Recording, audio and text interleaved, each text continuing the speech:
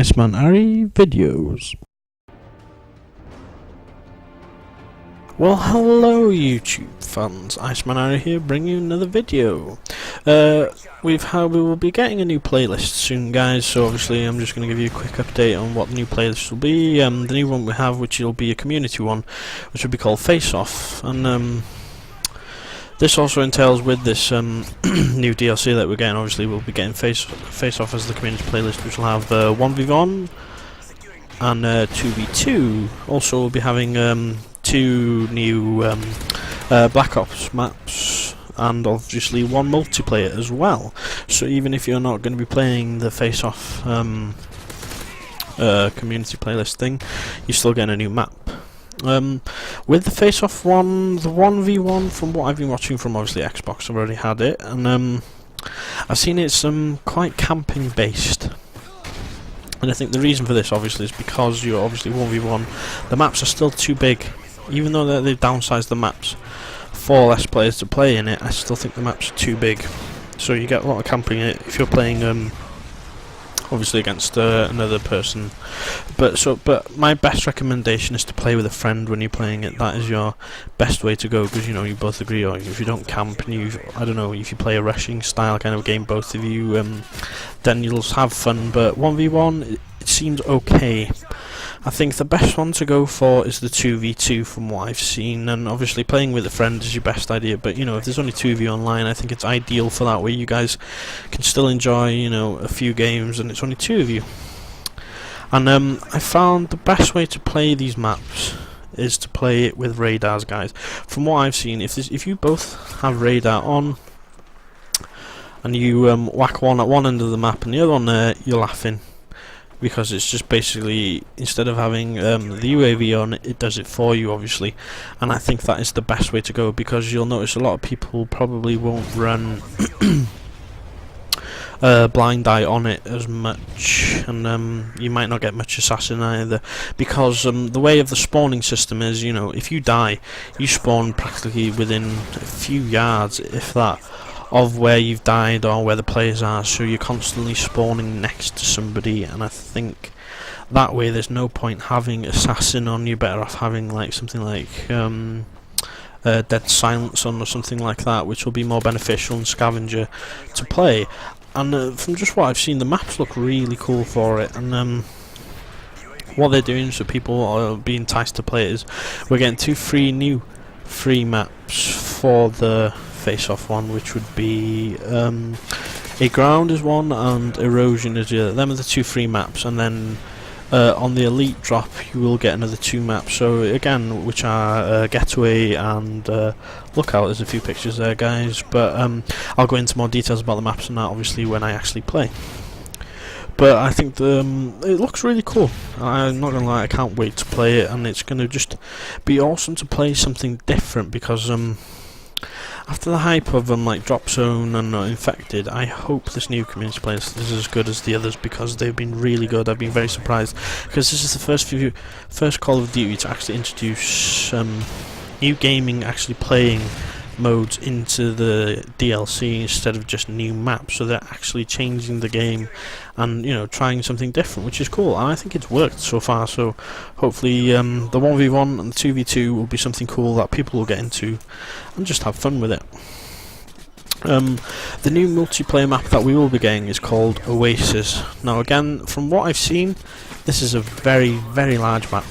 It's a very big map, this one, at the moment. So I know I said that about Foundation, which I thought was a big map. It is a big map, but it's not small. It's small as well, if you know what I mean, because of the way you play more in the middle area. You don't venture out as much to the outskirts, so it plays as a small / big map in both ways.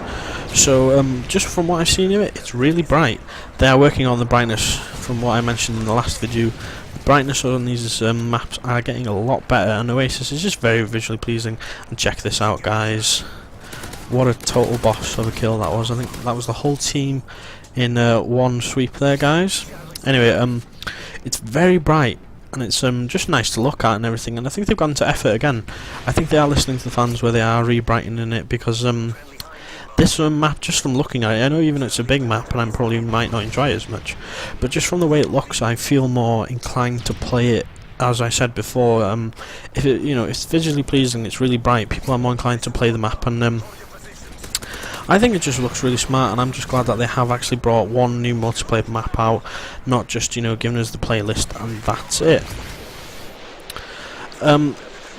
The other thing I wanted to cover today is, will you be actually getting the new Black Ops that's coming out? Obviously, I mentioned in a previous video with the shelf life of Call of Duty at the moment is diminishing slightly. So, will you actually be getting the new Black Ops 2 when it comes out? And from all the rumours and everything that's come out and everything, I'm actually getting excited for new Call of Duty. Even though people tend to say that this one wasn't the best Modern Warfare 3, I think it was awesome. They introduced loads of new game types.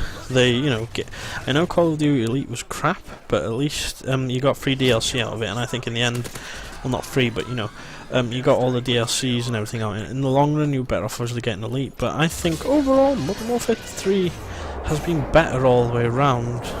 Like, the only bad thing for everybody, well, for others not so much, is the lag compensation.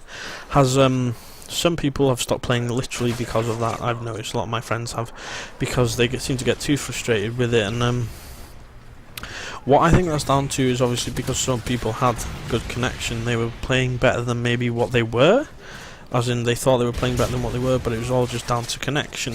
Now that the connection's even, I think everybody's on a level playing field, and that's when it weeds out the actual good players and the not so good players, basically, in my opinion, where, you either adjust your style of playing, or, you just stop playing Call of Duty. So I think you have to adjust to it, and I think I've adjusted quite well, and I usually play the kind of style where they play, which they've gone for on this one, is the more fast-moving, paced Call of Duty, and I think it's more fair that way. I know a lot of people disagree and just think this is the worst Call of Duty ever, but for me, it's really good, and it's really up there, because they're still trying, and that's what impresses me the most.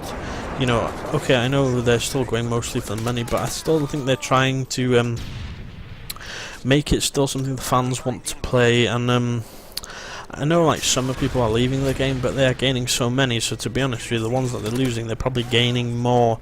So in general, I think Call of Duty is definitely not dying. It's here to stay, and we will see Call of Duty maybe, I think we'll get at least another 2 to 4 games out of it, maybe. Until then, it might start dying then. But at the moment, it's still going strong, and it's keeping me wanting to play it.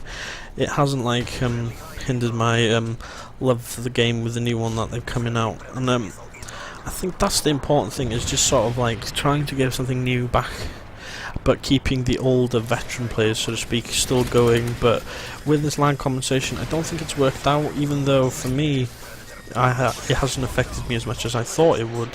For me, I'm still playing how I normally play, and it hasn't really affected me, but a lot of people have. So will you actually be getting it, guys? And what's your opinion? Do you think Call of Duty is dying or not? Obviously, there's a big hype with the zombies coming back, but I think that combat training as well is going to be awesome that they bring back. So I'll probably play more combat training as opposed to zombies, because I'm not a fan of zombies personally. So I think they're mixing it up, and they're still trying to reinvent it, and that's what counts. This then obviously brings me to my question of the day. I'm still playing Batman Arkham City, and it's an awesome game, guys. I'm really impressed with it. I thought after Arkham Asylum making a second one, I wasn't sure if they were going to get a good one or not. So my question of the day is the Joker or Bane? Which is your favourite character? I think I'm more of a Joker fan, even though the Bane, the way he's been portrayed in more of the games, is a lot better as opposed to what he has been in the comic books. Anyway, guys, leave your comments in the comments section below.